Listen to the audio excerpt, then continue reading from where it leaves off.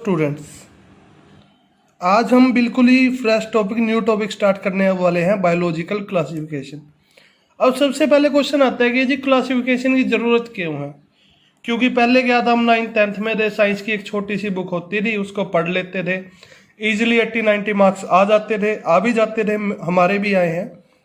पर हमने क्या देखा, जैसे जैसे क्लासेस बड़ी होती गई है, सिलेबस वास्ट हो गया है। क्यों क्यों क्योंकि सिलेबस वास्ट इसलिए हो गया है क्योंकि जब हम किसी भी चीज़ को फर्दर पढ़ रहे हैं तो कोई ना कोई वहाँ पर हमें क्या है, न्यू चीज़ मिल रही है। तो बात आती है क्लासिफिकेशन की। क्लासिफिकेशन जरूरी क्यों होती है। अब सपोज करिए आपके घर किसी बेबी ने जन्म लिया है, एक न्यू बॉर्न बेबी आया है। अगर आप उसका नाम नहीं, उसका कोई भी नाम नहीं रखते हो और उसको स्कूल में एडमिशन मिल गया, तो उसको टीचर्स कैसे बुलाएंगे? ओए लड़के, भीड़ में से आप अपने बच्चे को कैसे बुलाओगे? ओए लड़के इधर आ। अब वहां पे 10 लड़के होंगे तो वो 10 क्या सोचेंगे, आप क्या है, उन्हीं को बुला रहे हो। वैसे ही अगर आप सपोज करिएगा आप एक जू में चले गए क्लास के साथ, तो जू से वापस आने के बाद टीचर ने आपसे क्वेश्चन किया कि आपने कौन कौन से एनिमल देखे और उनके साइंटिफिक नेम क्या है। अगर उन एनिमल्स की क्लासिफिकेशन हो रही है उनके करेक्टर के हिसाब से, on the basis of their characters, उनको क्या है, डिफरेंट डिफरेंट टैक्सा में डिवाइड किया गया है, तो आप बता दोगे कि सर मैंने बियर देखा है जिसकी फैमिली ये है, जीनस ये है और ये स्पीसीज और इसका साइंटिफिक नेम ये है। अगर हमें क्या है, एनिमल्स की क्लासिफिकेशन के बारे में ही नहीं पता तो हम क्या कहेंगे, हमें उनकी नेमिंग ही नहीं पता होती। अगर क्लासिफिकेशन नहीं होता तो हम क्या कहते कि सर एनिमल्स थे, वहां तो एनिमल्स तो थे, पर कौन से थे सर? एक बड़ा एनिमल था, एक छोटा एनिमल था। अब बड़े एनिमल तो बहुत सारे आते हैं, एलिफेंट भी है, ठीक है जी, जिराफ भी है। सो किसी चीज को, हर एक ऑर्गेनिज्म की को क्या है, उसको उसी के करेक्टर से पहचानने के लिए, उनकी क्या है, उनके करेक्टर्स के हिसाब से जानने के लिए क्या है, उनको क्लासीफाई किया गया, उनको स्पेसिफिक एक नेम दिया गया, जो क्या है, सिर्फ और सिर्फ उसी स्पीसीज के इंडिविजुअल्स के पास वो करेक्टर्स होंगे जिनके बेसिस पर उनके नाम रखे गए। ठीक है जी। सपोज मेरे साथ क्या हुआ था कि मेरे एग्जाम चल रहे थे, ड्यूरिंग द एग्जाम मुझे एक बुक की जरूरत पड़ गई, तो मैं उसको देखने के लिए लाइब्रेरी में चला गया। जब मैं लाइब्रेरी के अंदर चला गया तो वहां पर उस टाइम पर कोई भी लाइब्रेरी अटेंडेंट नहीं था और वहां पर 250 अलमीरा थी और एक अलमीरा के अंदर कम से कम 200 बुक आती है। तो अब बहुत ही डिफिकल्ट था 50-60 हजार बुक के अंदर मुझे अपनी बुक ढूंढना। पर जब तो मैंने थोड़ी देर वेट की और जैसे लाइब्रेरी अटेंडेंट वहां पर आए तो मैंने उनसे बुक के बारे में पता करा, तो उन्होंने क्या कहा कि 3rd रो में सेकंड लास्ट अलमीरा के अंदर, तीसरी रो के अंदर आपकी बुक रखी हुई है। तो मुझे बड़ी हैरानी हुई कि यार इन्होंने तो, मैं सारी लाइब्रेरी घूम लिया, मेरे को अभी तक बुक नहीं मिली, इन्होंने मेरे को झट से बता दिया कि ये बुक वहां पर रखी। तो मैंने उनसे पूछा कि आपने कोई ये कैसा पता लगे ये बुक वहां पे? तो उन्होंने क्या कहा कि हमने क्लासिफिकेशन कर रखी है बुक इसकी, कि इस क्लास की बुक वहां पर रखी जाएंगी, उस क्लास की बुक वहां पर उस अलमीरा में होगी, नंबर 1 2 इतनी अलमीरा इस क्लास के लिए, इस सब्जेक्ट के लिए। तो इसी तरह बायोलॉजी के अंदर भी एनिमल्स को उनके करेक्टर के बेसिस पर क्लासीफाई करते हैं हम, ताकि हम इजिली पता कर सके कि कौन सा एनिमल किस किंगडम के अंदर है और क्या उसके स्पेशल करेक्टर है। और क्यों क्लासिफिकेशन जरूरी है? क्लासिफिकेशन से क्या होता है कि हम क्या कर सकते हैं, इजिली ऑब्जर्व कर सकते हैं किसी भी ऑर्गेनिज्म को। Any organism can be easily observed, आसानी से किसी भी ऑर्गेनिज्म को हम पता लगा सकते हैं, उसको पहचान सकते हैं, किसके बेसिस पे? क्लासिफिकेशन के बेसिस पे। और क्या हो सकता है, क्लासिफिकेशन के बेसिस पर क्या होता है कि जो न्यू स्पीसीज है, जो न्यू इंडिविजुअल आएगा या न्यू स्पीसीज आएंगी, उनको भी हम क्या कर सकते हैं, इजिली क्लासीफाई कर सकते हैं on the basis of old, पुराने की बेसिस पर, on the basis of old, पुरानी स्पीसीज के आधार पर उनके करेक्टर से मिलाकर हम क्या है, उनको क्या कर सकते हैं, उनको भी हम क्लासीफाई कर सकते हैं। तो चलिए चैप्टर की बात करते हैं। चैप्टर का नाम है बायोलॉजिकल क्लासिफिकेशन। सबसे पहले साइंटिस्ट आए थे एरिस्टोटल।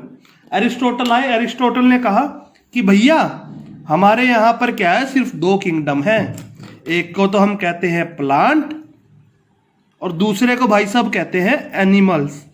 तो उन्होंने क्या कहा कि प्लांट के अंदर तो आपके सर्ब्स आ जाएंगे, हर्ब्स आ जाएंगे और ट्रीज आ जाएंगे, ठीक है जी। और ये क्या होंगे, ऑटोट्रोप्स होंगे और अपना खाना खुद बनाएंगे, जबकि एनिमल्स हिट्रोट्रोप होंगे और ये अपने खाने के लिए दूसरे पर निर्भर रहेंगे, ठीक है जी। इन्होंने टू किंगडम दिया, तो चलो ठीक है जी, टू किंगडम दे दिया। तो आगे साइंटिस्ट आए कार्लस लिनियस। कार्लस लिनियस ने कहा भैया रुको। कार्लस लिनियस को आपने पता है, उन्होंने एक बुक लिखी थी सिस्टमैटिक नेचर।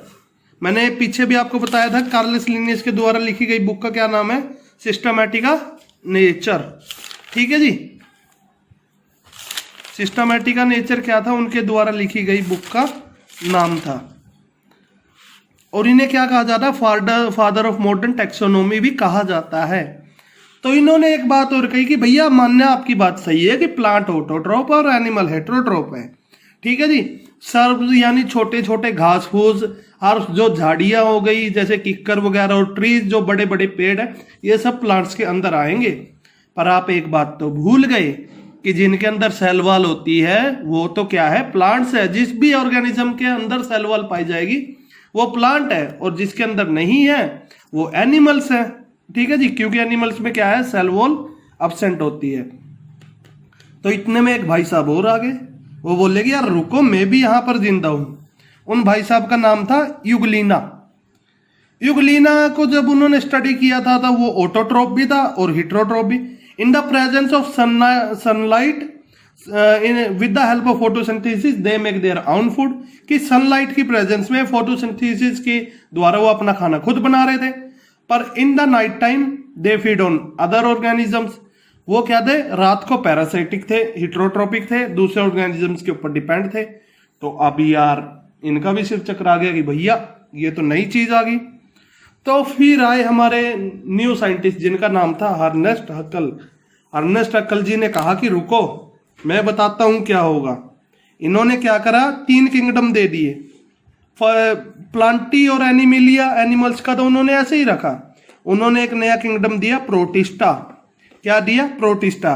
और प्रोटिस्टा के अंदर उन्होंने क्या कहा कि ये यूनिसेलुलर ऑर्गेनिज्म है जी। यूग्लिना क्या है, यूनिसेलुलर, और इसको हम किस में रख देते हैं, प्रोटिस्टा के अंदर, ठीक है जी। जो ठीक है जी, वो किस में आ गए, प्रोटिस्टा में। अब प्लांट भी मल्टी सेलुलर, एनिमल्स भी। फिर क्या हुआ, फिर भाई साहब अब आ गए बैक्टीरिया जी। बैक्टीरिया जी ने कहा हक्कल साहब रुको रुको। अब क्या था, अमीबा थी। अमीबा के अंदर तो न्यूक्लियस प्रेजेंट था, थे यूनिसेलुलर अमीबा भी और बैक्टीरिया भी।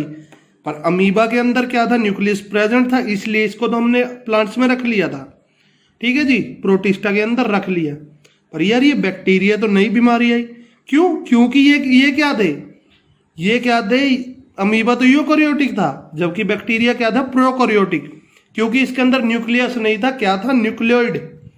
तो अब अर्नेस्ट हक्कल जी का भी सिर चकरा गया कि यार ये तो नई चीज आ गई, ना तो ये प्लांट्स जैसी है ना एनिमल्स जैसी है, क्योंकि इन दोनों के अंदर न्यूक्लियस प्रेजेंट है, और ना प्रोटिस्टा जैसी है, क्योंकि यूग्लिना में भी अमीबा में भी क्या है, न्यूक्लियस प्रेजेंट है। तो अब बैक्टीरिया का क्या करें। तो फिर साइंटिस्ट आए, साइंटिस्ट का नाम था कोपलांट। कोपलांट ने क्या करा, चार किंगडम दे दिए। क्या क्या दिए, मोनेरा, प्रोटिस्टा, प्लांटी और एनिमिलिया, ऐसे का ऐसे रखा। उन्होंने क्या कहा कि वो ऑर्गेनिज्म जिनके अंदर क्या है, जिनके अंदर न्यूक्लियस प्रेजेंट नहीं है, जो प्रोकैरियोटिक है, वो किसके अंदर आ जाएंगे, मोनेरा के अंदर, जैसे कि फंजाई, जैसे कि फंजाई, ठीक है जी। प्रोटिस्टा भी क्या था, प्रोटिस्टा भी यूनिसेलुलर थे, सिंगल सेल के बने थे, पर क्या थे ये थे भाई साहब आपके यूकैरियोटिक, इनके अंदर भी न्यूक्लियस प्रेजेंट था। प्लांट भी आपके क्या थे, मल्टी सेलुलर थे प्लांट, और क्या थे, यूकैरियोटिक। एनिमल्स भी आपके क्या थे, यूकैरियोटिक एंड मल्टी सेलुलर। तो भाई साहब अब यहां तक बात हुई। तो फिर क्या हुआ, फिर नए बाबूजी आ गए, वो बोले यार रुको रुको रुको भाई साहब, आपने मेरी तो बात की ही नहीं। अब कोपलैंड साहब बोले भाई साहब आप कौन हो। उन्होंने कहा मैं हूं फंजाई। उन्होंने कहा ठीक है तुम फंजाई हो तो भाई तुम्हारा क्या करें, चलो तुम प्लांट्स में चले जाओ। वो अब प्लांट्स के अंदर फंजाई को भेजे, अब फंजाई क्या था, मल्टी सेलुलर था। अब उसको प्लांट्स के अंदर भेजते हैं, पर वो तो क्या है, हेटेरोट्रोपिक है। वो क्या है, हेटेरोट्रोपिक है। जबकि प्लांट्स क्या है, प्लांट्स ऑटोट्रोपिक है, प्लांट्स अपना खाना खुद बनाते हैं। जबकि ये क्या थे, दूसरों का पर निर्भर थे। तो उन्होंने कहा ठीक है भैया, तुम एनिमल्स के अंदर चले जाओ। अब एनिमल्स के अंदर जाते हैं, पर ये तो क्या है, ये तो एनिमल्स क्या है, होलोजोलिक है मोड ऑफ न्यूट्रिशन। जबकि इनका मोड ऑफ न्यूट्रिशन था सेप्रोफाइट। तो सेप्रोफाइट क्या होते हैं, दोज ऑर्गेनिजम्स, सेप्रोफाइट वो ऑर्गेनिज्म है